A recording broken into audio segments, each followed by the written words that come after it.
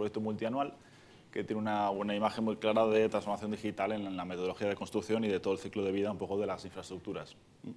Sobre todo orientado a la obra civil en este caso, que es lo que estoy exponiendo aquí, pero es extrapolable a otros ámbitos, ¿vale? Yo soy Ignacio Martínez, que soy el subdirector de Tecnologías de Información de INECO, y antes de nada me gustaría contar una cosa que muchos ya quizá conozcáis, que es el paradigma del tablero de ajedrez, un poco. Yo creo que esto nos pone en situación y nos contextualiza a qué nos estamos enfrentando ahora. Esto es una leyenda o una parábola, una anécdota, en la que se supone que un rey de un país así arábico, que se había muerto su hijo y estaba muy triste, hizo un concurso para que le presentasen soluciones para entretenerse. Y entonces apareció una persona, un sabio, que le enseñó el ajedrez, ¿no? Se supone que es el inventor del ajedrez.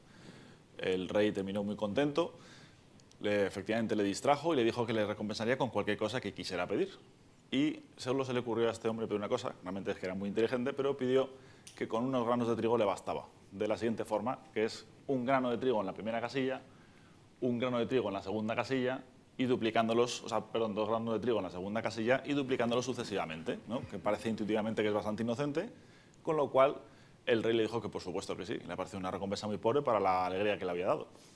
Y cuando digamos, el contable real, por así decirlo, le indicó la suma final al rey, bueno, pues evidentemente intuimos que, poniéndolo en términos reales actuales, esto es una función exponencial y que llega a ser la producción de trigo planetaria de 21.000 años, o sea, prácticamente infinito, sin llegar a serlo, pero bueno, es una cantidad exorbitante.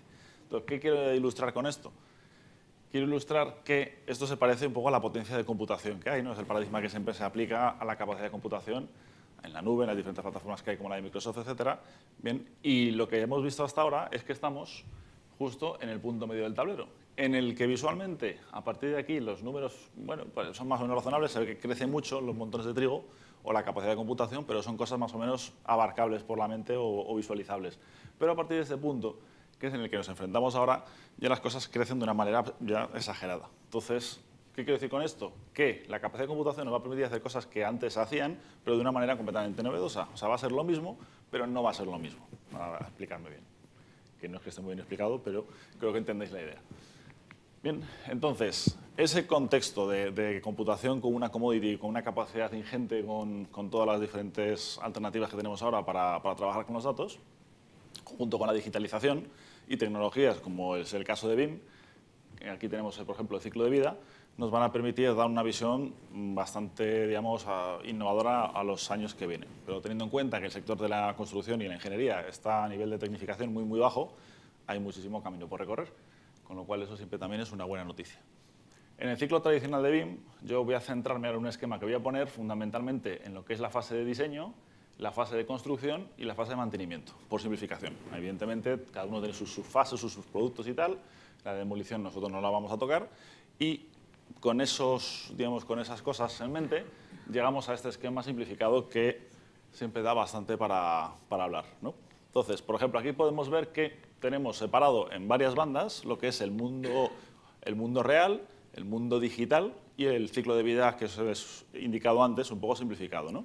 Entonces, a lo que tendemos, o lo que nosotros vemos, a lo que debe tender el sector desde nuestro punto de vista y en lo que estamos desarrollando nuestros productos, es a una fase de diseño con una fase previa de planificación con más o menos inteligencia automatizada. Conocéis que hay muchos ejemplos de diseños automáticos, tanto de urbanismo como de estructuras, etcétera, con símiles orgánicos y demás.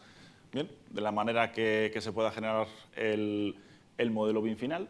Esto es ámbito de la comisión BIM, como ha explicado antes mi compañero, y es uno de los pilares básicos para tener toda esa información de base digitalizada y con trazabilidad a origen, ¿vale? No pensemos siempre en el modelo 3D únicamente, ya sabéis que es una metodología, etcétera, aquí no voy a contar nada nuevo, pero esto es base para todo lo que viene después.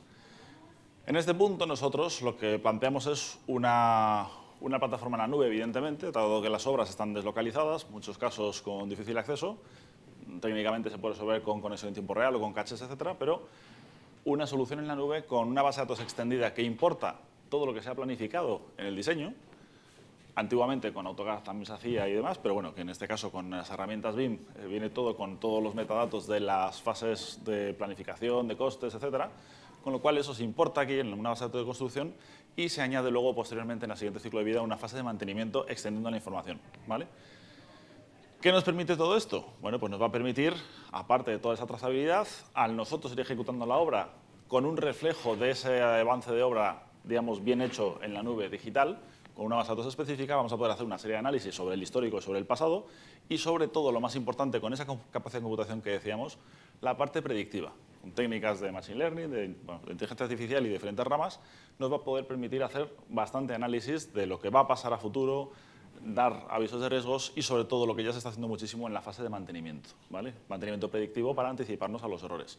Todo esto, por supuesto, se tiene que apoyar en esa recogida de datos. Entonces, aquí lo único que no he pintado es a las personas. Evidentemente, en fase actual, son las personas las que están recogiendo esos datos e introduciéndolas con diferentes dispositivos que están aquí reflejados, más tradicionales o relativamente innovadores, tal y como está ahora mismo la obra, pero en tablets, teléfonos móviles, etcétera, se puede ir introduciendo la información de avances de las diferentes unidades de obra.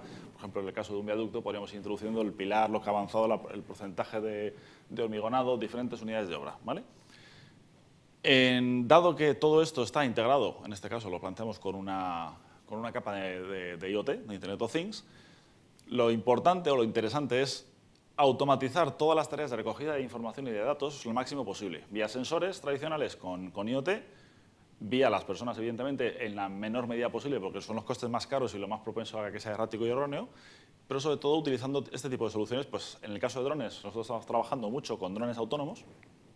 Hay problemas legales, evidentemente, pero la idea es que en las obras se puedan tomar ciertas medidas, como cubicaje de movimientos de tierra, etcétera, de manera automática, reportando los datos a nuestra base de datos centralizada.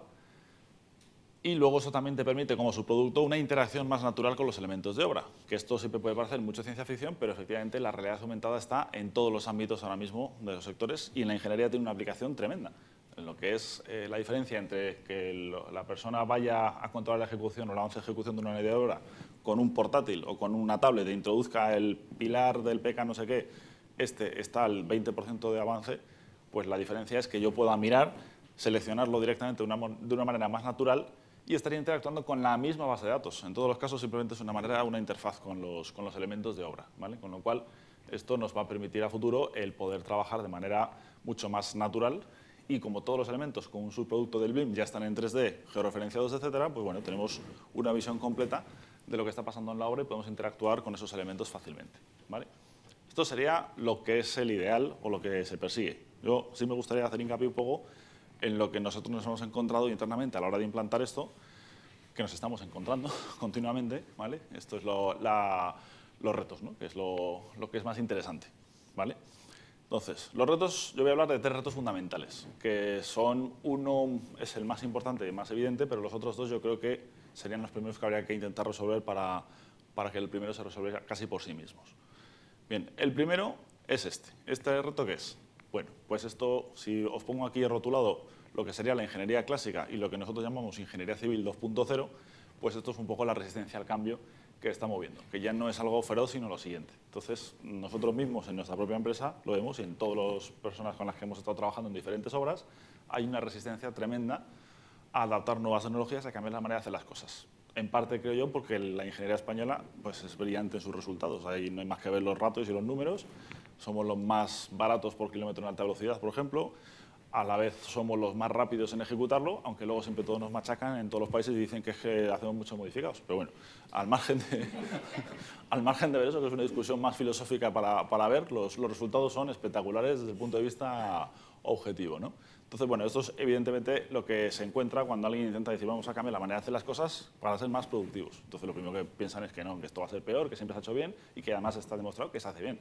Entonces, como os decía al principio, para resolver esto hay otros 2 retos que yo creo que hay que resolver antes o atacar primero, que son, aquí me apoyo en el anuncio de BMW para que entendáis el mismo símil de antes, y tenemos que no es lo mismo funcionar una cosa que funcionar en mayúsculas.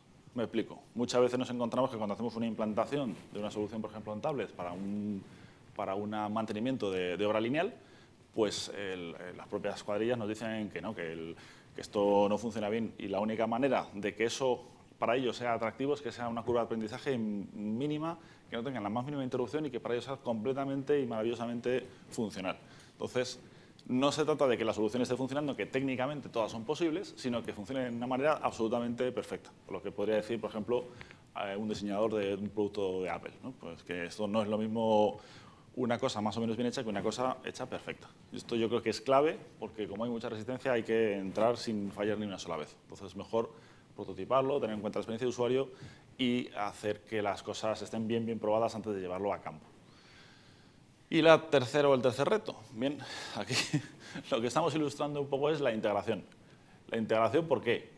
Pues porque realmente nosotros estamos llenando a toda la gente que está trabajando en obra de una serie de soluciones, nosotros y todo el ecosistema, diferentes aplicaciones para móviles, para tablets, de un proveedor, de otro, etcétera, que todas funcionan bien en muchos casos, pero claro, hace falta que esté todo integrado de manera transparente para el usuario, porque es que si no les volvemos locos. Es una de las cosas que siempre nos dicen que produce también muchísimo rechazo, ya no es que funcione todo bien, sino que es que no les volvamos locos y que todo lo que se haga de manera integrada, completamente y unificada, ¿vale? Para que todo lo que nosotros vayamos a implantar sea prácticamente, como decíamos antes, automático, ¿vale?